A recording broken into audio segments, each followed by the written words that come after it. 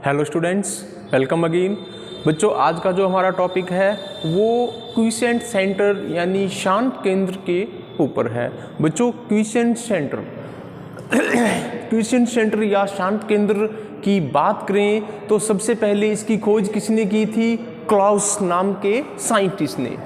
Klaus नाम का एक वैज्ञानिक था। 1956 के अंदर शांत केंद्र यानी क्विसेंट सेंटर की खोज की, और खोज किसके अंदर की? मक्का की मूल के अंदर, रूट ऑफ जिया मेइज। यहाँ मैंने लिख रखा है रूट ऑफ जिया मेइज, मक्का की मूल के अंदर।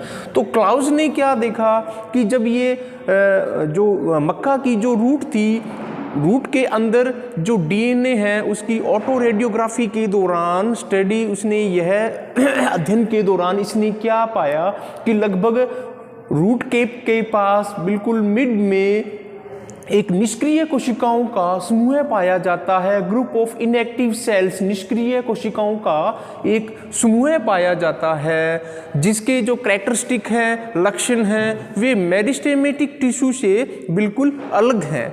तो ऐसी कोशिकाओं के समूह को, ग्रुप को उसने क्या नाम दिया? शांत केंद्र, या इसको बोलते हैं क्विसेंट सेंटर। बच्चों, ये सिर्फ क्विसेंट सेंटर या शांत केंद्र है अकॉर्डिंग टू क्लाउस। क्लाउस के अनुसार ओनली किस में मिलता है? मोनोकोट रूट्स के अंदर मिलता है। किस में मिलता है? सिर्फ मोनोकोट रूट्स। आपको मालूम है डाइकोट और मोनोकोट, तो जिसमें से जो मोनोकोट हैं, एक बीजपत्री, जितने भी एक बीजपत्री प्लांट हैं उनकी जो रूट्स हैं उनके अंदर क्विसेंट सेंटर पाया जाता है। अब इसकी पोजीशन की इसके पोजीशन के बारे में देखें, क्विसेंट सेंटर की स्थिति के बारे में देखें कि एक रूट के टिप पार्ट में किस जगह पर शांत केंद्र मिलता है। तो यहाँ पर आप देखो, ये डायग्राम में देखो, सबसे बाहर अगर इसकी एक रूट की स्ट्रक्चर देखें, इंटरनल स्ट्रक्चर देखें, तो सबसे बाहर जो लेयर है वो डर्मेटोजन कहलाती है। उसके बाद जो लेयर है वो पेरिब्लेम कहलाती है। पेरिब्लेम के बाद जो लेयर है वो क्या कहलाती है? प्लीरोम कहलाती है। और तीनों जो टिश्यू हैं अलग अलग, इनके अलग अलग काम हैं। डर्मेटोजन का काम यहाँ पर क्या है? एपिडर्मिस को बनाना। पेरिब्लेम का काम क्या है? कॉर्टेक्स को बनाना। प्लीरोम का एक काम क्या है? जाइलम एंड फ्लोएम को बनाना। ठीक है। तो बच्चों, अगर जैसा कि मोनोकोट रूट्स के अंदर मिलती हैं, तो मोनोकोट्स रूट के अंदर ये तीन जो क्षेत्र हैं, इनके अलावा एक चौथा रीजन भी मिलता है, चौथा क्षेत्र भी पाया जाता है, जिसका नाम क्या है? कैलीपट्रोजन।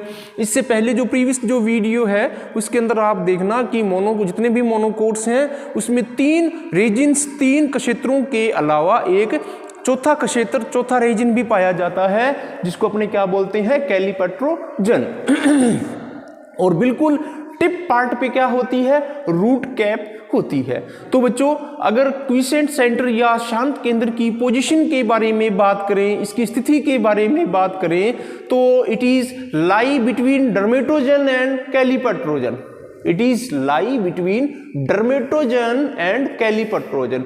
यह डर्मेटोजन और कैलीपट्रोजन के बीच स्थित होता है। यहां पर आप देखो, डर्मेटोजन, ये सबसे बाहरी जो लेयर है ये क्या कहलाती है? डर्मेटोजन।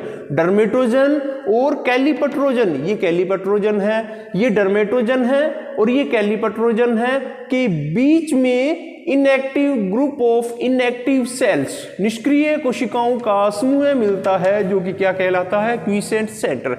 या फिर यूं कहें, it is lie between root cap and meristematic tissue.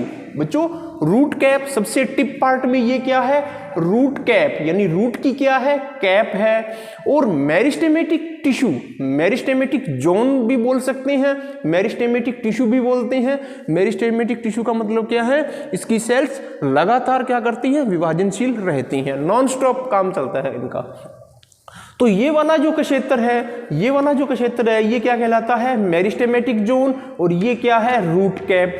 तो रूट कैप और मेरिस्टेमेटिक टिश्यू के बीच में मिलने वाला जो टिश्यू है, जो कि पूर्ण रूप से निष्क्रिय है, वो क्या कहलाता है? Quiescent centre. तो बच्चों, क्विसेंट सेंटर शांत केंद्र, या तो यूं कहें कि डर्मेटोजन और कैलिपेट्रोजन के बीच में मिलने वाला ग्रुप ऑफ इनएक्टिव सेल्स, ठीक है, या फिर यूं कहें कि मेरिस्टेमेटिक टिश्यू और रूट कैप के बीच मिलने वाला जो इनएक्टिव ग्रुप ऑफ सेल्स जो हैं वो क्या कहलाता है, कैलिपेट्रोजन शांत केंद्र। अब ये जो सेल्स हैं ये पूर्ण रूप से निष्क्रिय होती हैं, इनएक्टिव होती हैं, ठीक है, और इनके फीचर्स की बात करें, इनके लक्षणों की बात करें तो देखो इनमें जो डीएनए आरएनए की मात्रा होती है, क्विसेंट सेंटर जो निष्क्रिय सेल्स हैं इसमें डीएनए और आरएनए की मात्रा बहुत ही कम होती है। इसी प्रकार प्रोटीन संश्लेषण भी इनमें बहुत ही कम मिलता है, प्रोटीन निर्माण की जो क्रियाविधि है वो बहुत ही स्लो चलती है, ठीक है। और इसी प्रकार जो इनका जो साइटोप्लाज्म है, इनकी सेल्स के अंदर जो कोशिका द्रव्य है बिल्कुल लाइट होता है, हल्का होता है और एक छोटा सा वेरी स्मॉल इनमें न्यूक्लियस मिलता है, केंद्रक उपस्थित होता है। इसी प्रकार जो कोशिका विभाजन है उसकी दर भी बहुत ही कम मिलती है। कोशिका विभाजन यानी जो सेल डिवीजन है, रेट ऑफ सेल डिवीजन जो है बहुत ही इसमें कम मिलता है, बहुत ही माइन्यूट इसमें धीरे धीरे इसमें कोशिका विभाजन होता है। और बच्चों इनकी जो कोशिकाएं हैं, सेल्स हैं, उसमें माइटोकॉन्ड्रिया और ER stand for endoplasmic reticulum, अंतर्पर्दवीय जालिका जिसको बोलते हैं, माइटोकॉन्ड्रिया और अंतर्पर्दवीय जालिका ईआर इसमें बहुत ही कम लेस डेवलप यानी बहुत ही कम विकसित होते हैं। तो बच्चों मक्का की जड़ के अंदर या मोनोकोट रूट के अंदर जो शांत केंद्र क्विसेंट सेंटर मिलता है इसका कार्य क्या है, क्योंकि इसकी सेल्स कैसी हैं, इनएक्टिव होती हैं, निष्क्रिय होती है, लेकिन फिर भी इनका फंक्शन क्या है, कार्य क्या है। तो यहाँ पर आप अलग से नोट कर लीजिए कि जो क्विसेंट सेंटर है, शांत केंद्र है, उनका सिर्फ एक ही मेन रोल है और वो क्या है, replacement of damage cell of meristematic tissue.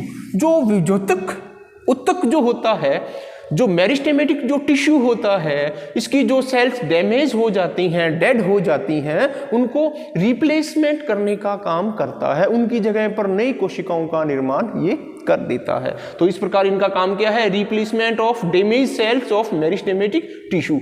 Meristematic विजोतक उत्तक की जो डैमेज सेल हैं, क्षतिग्रस्त कोशिकाएं हैं, उनको रिप्लेसमेंट करने का काम करता है। तो ये था बच्चों आज क्विसेंट सेंटर यानी शांत केंद्र के बारे में।